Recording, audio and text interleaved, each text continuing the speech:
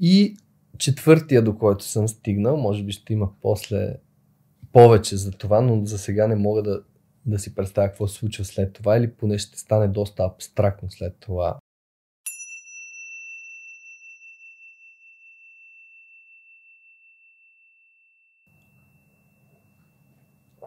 Здравейте, приятели! Това е Медитация и чай, аз съм Пламен. Днес ще ви занимавам с емоциите. И по-точно с така оформените от мене 4 стадия на емоциите. То е малко като стадии на ниво на развитие в човека, така да се каже. Първия стадия е не осъзнаваш емоциите ти.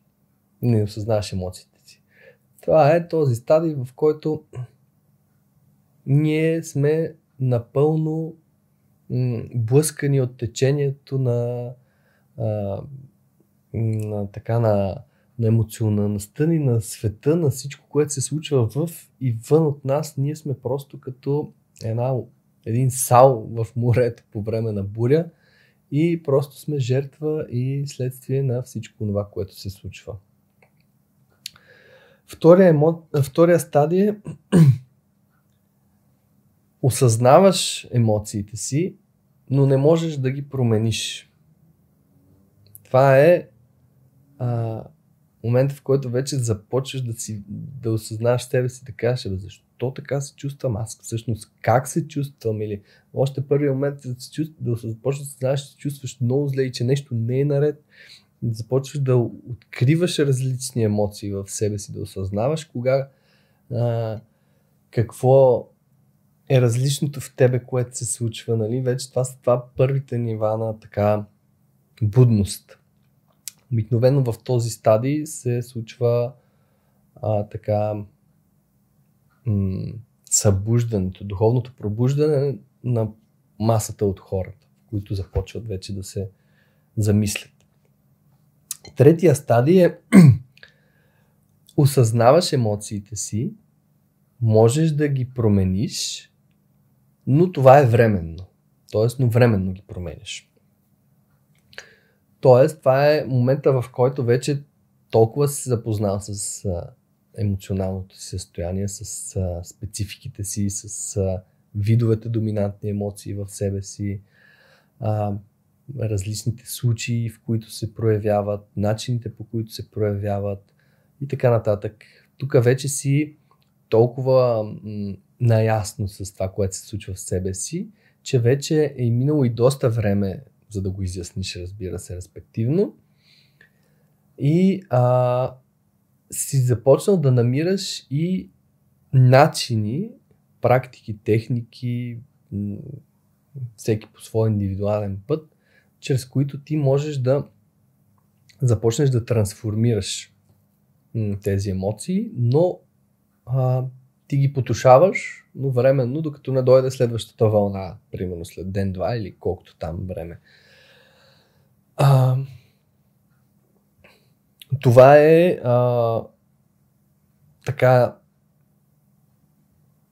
един момент, в който след твоето осъзнаване вече доста си работил със себе си и може би това е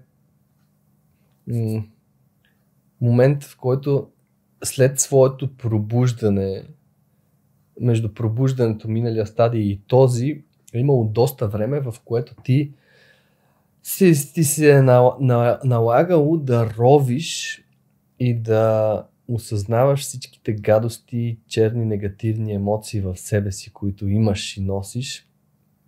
И може би етапа, в който така повечето наричат тъмната нощ на душата, нали, в която просто ти осъзнаваш безсилието и тежестта и негативността в себе си, и цялата чернота и мизерия, която живее в тебе. И вече горе-долу си го преминал и в този момент започва да ти се появяват практики, техники и начини, по които ти да започваш да ги овладяваш тези енергии, емоции в себе си. Това е третия стадий.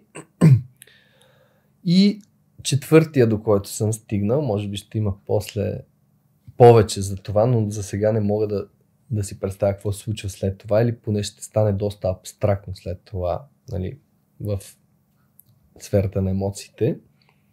Осъзнаваш емоциите, можеш да ги промениш, но същевременно и трансформираш това, което е тяхната причина.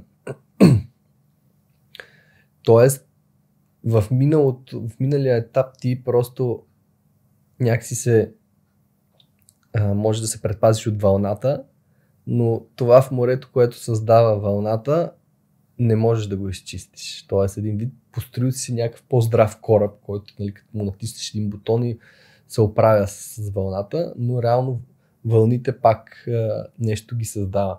И тук вече четвъртия стадий е този стадий, в който ти осъзнаваш емоциите ги, изчистваш ги, но можеш и да разбираш и каква е причината за тях, и то да стигаш до корена на тази причина, и вече до толкова да са ти се разкрили практики, сила вътрешна и достъп, в който вече можеш да изкореняваш проблема в себе си. Като това, нали, отново е процес, но е процес, който започва някои неща веднъж за винаги да ги изчиства.